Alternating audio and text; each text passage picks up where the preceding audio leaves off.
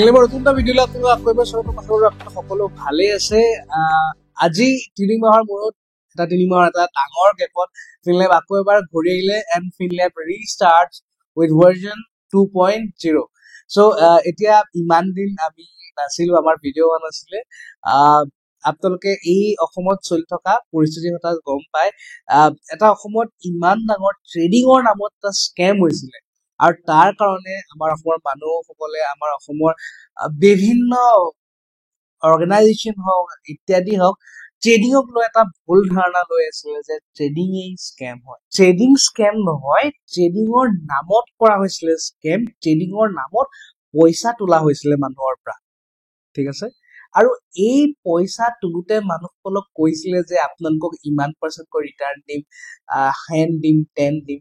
এতিয়া বস্তুটো এনেকুৱা, মই বহুতৰ তাত দেখিবলৈ পাইছো, শুনিবলৈ পাইছো, এমাহত 8% ৰিটাৰ্ণ দিছে, তাকো গেৰাণ্টি। আৰু এইটো হৈছে সেবি ৰুলৰ এগেইনষ্টে।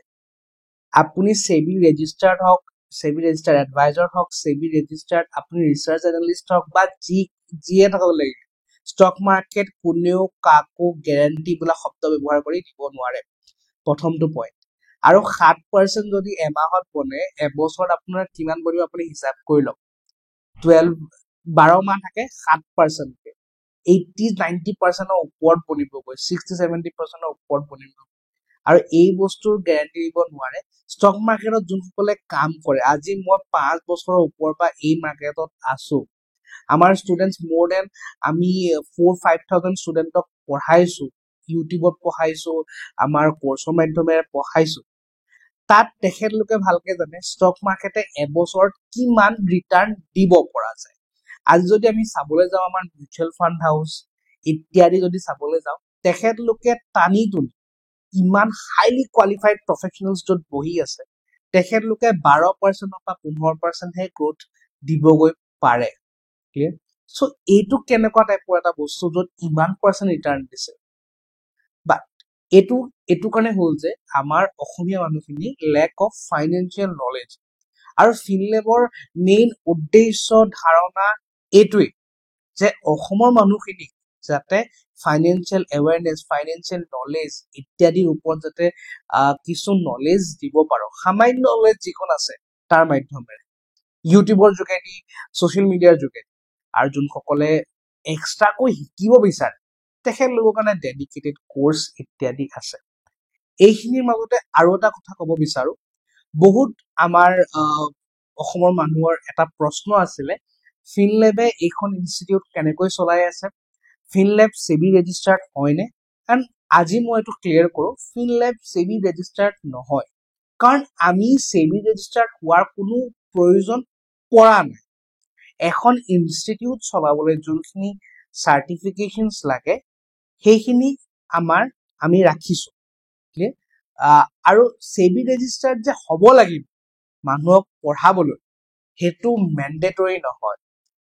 এই 3 মাহত আমি বহুতখিনি বস্তু ৰিচাৰ্চ কৰিলো, ইণ্ডিয়াৰ টপ ইনষ্টিটিউটছখিনিৰ লগত কথা পাতিলো। ইনফেক্ট আমি এতিয়াও সেবি ইত্যাদিৰ লগত আমি কথা বতৰা পাতিছো। উই আৰ গেটিং ইনফৰমেশ্যন, বা যোনখিনি আমাক তথ্য দৰকাৰ পৰে, আৰু তাৰ সহায়ত আমি গম পাইছো সেবি ৰেজিষ্টাৰ্ড হোৱাটো মেণ্ডেটৰী নহয়। আৰু ৰাইট টু এডুকেশ্যন, যোনটো আমাৰ ফাণ্ডামেণ্টেল কনষ্টিটিউচনেল ৰাইট আছে, তাৰ এগেইনষ্টত আমি পঢ়াব পাৰো। NISM চাৰ্টিফিকেট আছে, NISM প্লাছ সেবিও চাৰ্টিফিকেট আছে, national stock exchange NSE certificate আছে, লণ্ডন স্কুল অফ বিজনেছ তাৰো চাৰ্টিফিকেশ্যন আছে। বেকফালে আপোনাৰ কিছুমান চাৰ্টিফিকেশ্যন আপোনালোকে ইত্যাদি দেখিব, আৰু চাইডতো লাগি আছে 18+ চাৰ্টিফিকেশ্যনছ। যে ইয়াত কোৱা হৈছে যে যোনটো আমি ইনফৰমেশ্যন গেডাৰ কৰিলো, আমাৰ top institutes and also' including SEBI, যোনজন ফেকাল্টিয়ে মানুহক জ্ঞান দিব বা পঢ়াব বা যি কৰাব, তেওঁৰ যদি NISM বা ইত্যাদি বা যিকোনো ইনষ্টিটিউটৰ পৰা চাৰ্টিফিকেট থাকে, that will be a bonus advantage, থাকিলে ভাল। তাকো মেণ্ডেটৰী বুলি মেনশ্যন কৰা নাই তেখেতলোকে। ক্লিয়াৰ? আৰু আপোনালোকক এইটো জনাব পাই মই সুখী যে এই ইমান ডাঙৰ স্কেম অসমত চলি আছিলে, বা এই যোনটো মানে পৰিস্থিতি হৈ আছিলে, তাৰ মাজতো ফিনলেবে ক্লাছ দি আছিলে, আমাৰ অক্টোবৰ বেচ পাৰ হৈ গ'ল তাতে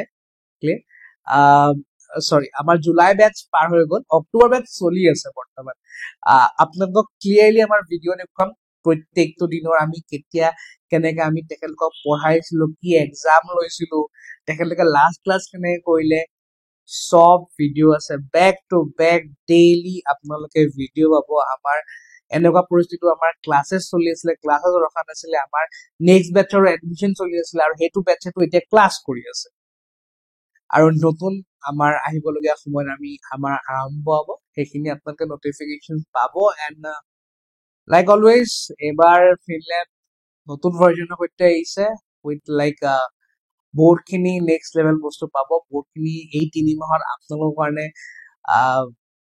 তৈয়াৰ কৰিলো যাতে আপোনালোকক আৰু ভালকে শিকাব পাৰো। A to Z চিৰিজ আৰু নেক্সট লেভেললৈ যাব, বাছ আপোনালোকে ছাপোৰ্ট কৰক। লাইক শ্বেয়াৰ কমেণ্ট কৰিবলৈতো ক'বই নালাগে, আপোনালোক এক্সপাৰ্ট তাত। So' let's restart stock market trading community once again in Assam, আৰু এটা পজিটিভ, এটা সত্য, এটা অনেষ্টিৰ সৈতে। বাকী বিশেষ একো নকওঁ আৰু ভিডিঅ' আপোনালোকে পাব। Like always, till then keep trading.